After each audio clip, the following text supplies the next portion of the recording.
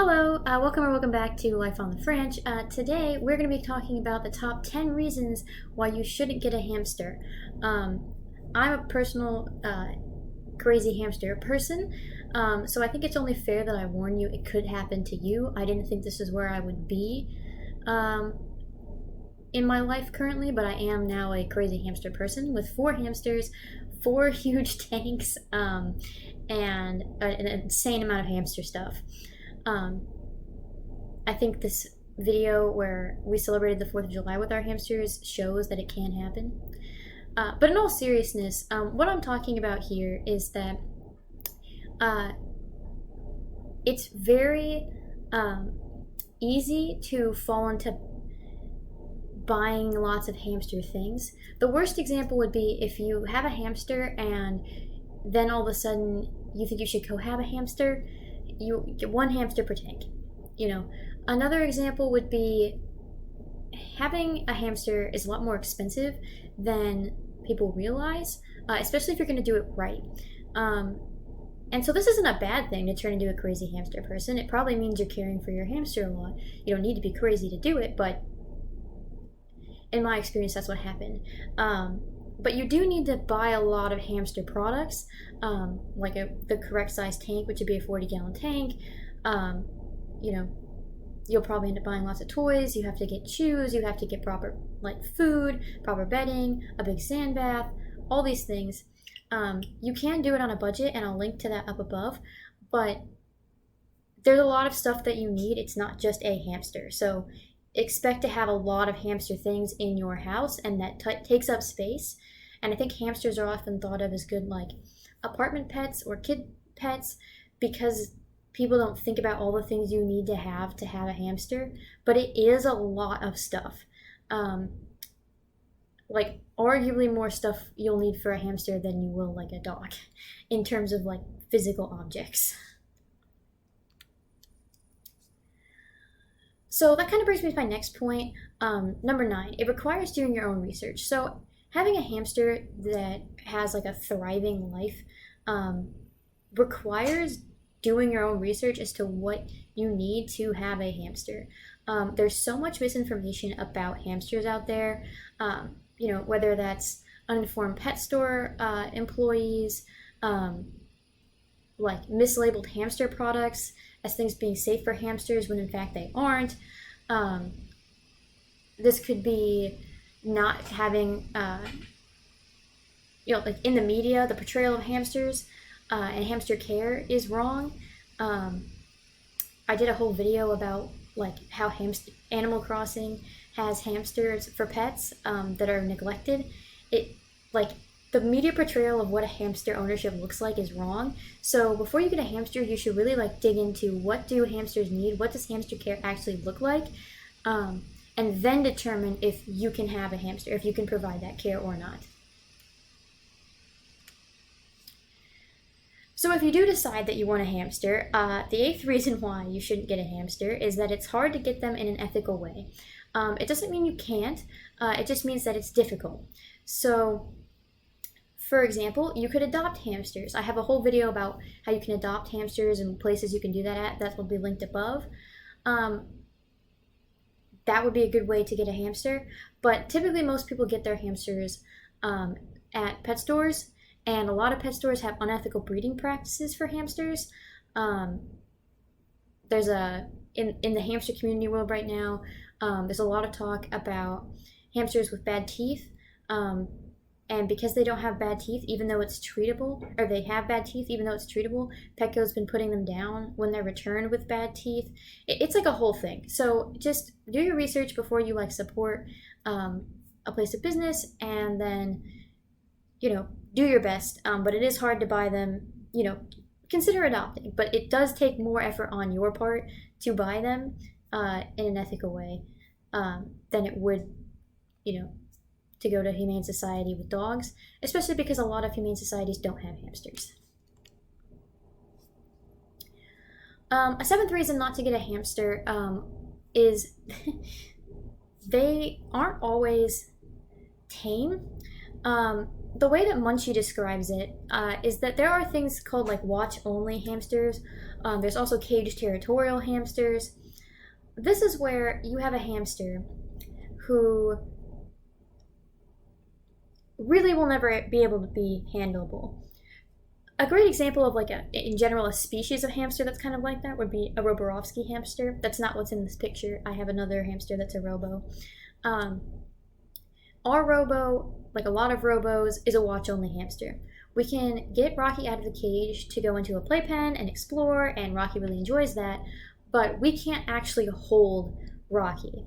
And you might not know if your hamster is going to be tame or not, especially if you're going to adopt rather than buy it at the pet store in advance. So being prepared for that is important, or buy from someone who says, if they're watch only or not, or, set up a play date with a hamster first, or if you buy it at a store, maybe you can handle it. But also, you can try to tame a hamster. I have a video that I'll link up here, that's this thumbnail, of how to bond with your hamster and how to tame your hamster. This was right after we got our hamster Gamer, and we talk about the bonding process we did with him after we adopted him from someone from Facebook Marketplace. It's, important to give your hamsters the opportunity to bond with you, but just know that not all hamsters will, and that's something to consider before you make a lifelong commitment to buying a hamster. Because I really wouldn't recommend getting a hamster and then returning it because they're not handling well. First of all, because there's usually a very small return policy that isn't long enough for you to know if you can tame your hamster or not. And second of all, it's traumatic for the hamster to be moved around all that much. You bought the pet, take the commitment. The sixth reason not to get a hamster would be they burrow. This isn't a bad thing. It's actually quite adorable. They build little tunnel systems in the bedding. But what this does mean is that you're not going to see your hamster all the time. So hamsters are kind of like land fish in that a lot of the time that you have a hamster, it's going to be in its tank. But unlike fish, which you see all the time, you only see your hamster a little bit of the time.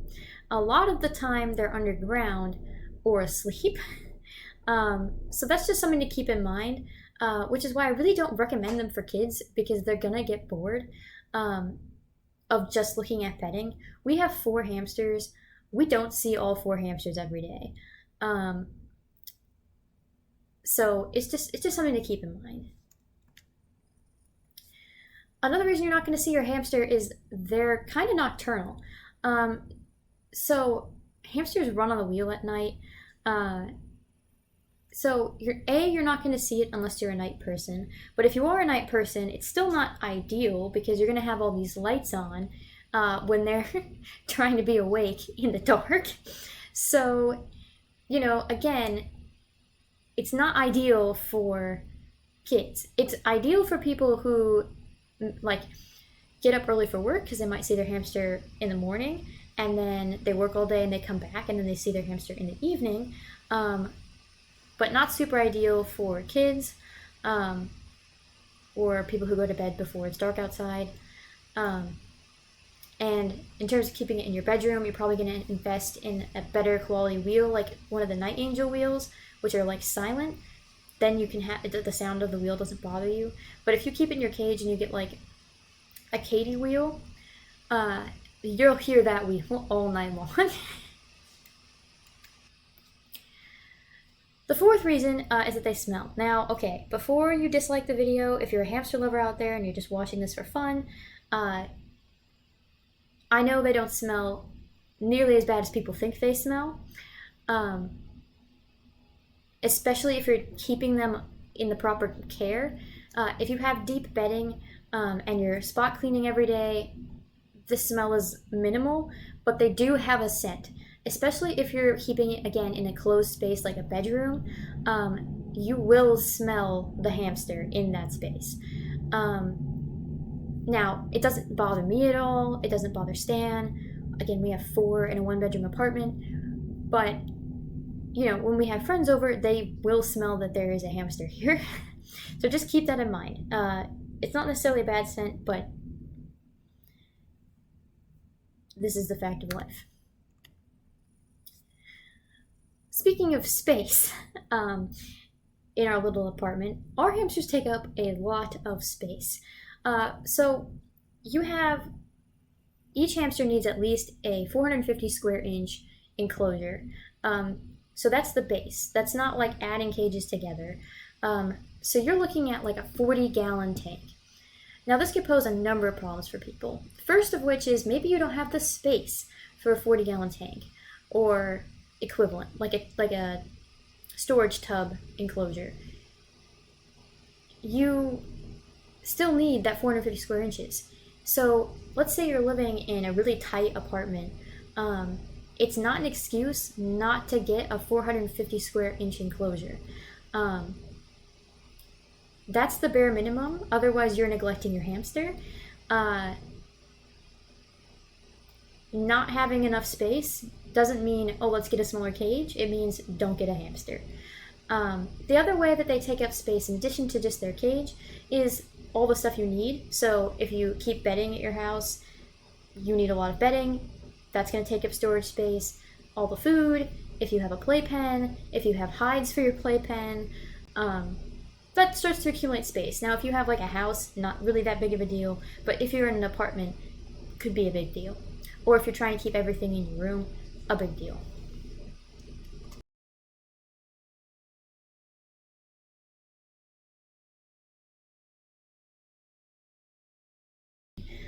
Number 2, people are afraid of hamsters. Now, does this mean you shouldn't get a hamster just because people don't like hamsters? No, if you like hamsters, get a hamster. But this does pose some issues. If the people around you don't like hamsters, you're going to be a little bit of a pickle. First reason is if you're a kid and you're looking to get a hamster, your parents need to be on board with helping you out with the hamster. They might not be. If your parents aren't like a fan of hamsters, I wouldn't recommend getting a hamster. Unless you can like afford to take it to the vet, afford to buy all of its stuff, and you have like a car, then maybe, but you still need your parents' permission, but it might not be as big of a deal that they don't like hamsters. But you shouldn't hide hamsters from the people that you're living with for a number of reasons. First of all, it's a shared space. Everyone should be on board with what's in the space. But aside from that, if, let's say, there's an emergency, like your apartment is flooding, or there's a fire, or you get into an accident and you're in the hospital, or you're pulled away on an emergency vacation, if no one knows about the hamster, it's a problem. If no one is around who will care for the hamster, it's a problem. Hamsters are relatively self-sufficient for a little bit, but not for really long amounts of time, like a week, or really like 4 days. More than 4 days, you might want to have someone check on your hamster. So people being afraid of them can be an issue. Also, socially, if you have a friend that's really afraid of rodents, including hamsters, they might not want to come over. Again, none of these on their own are reasons like that you can't get a hamster. It's just things to consider before you get a hamster. And especially something like this, it matters.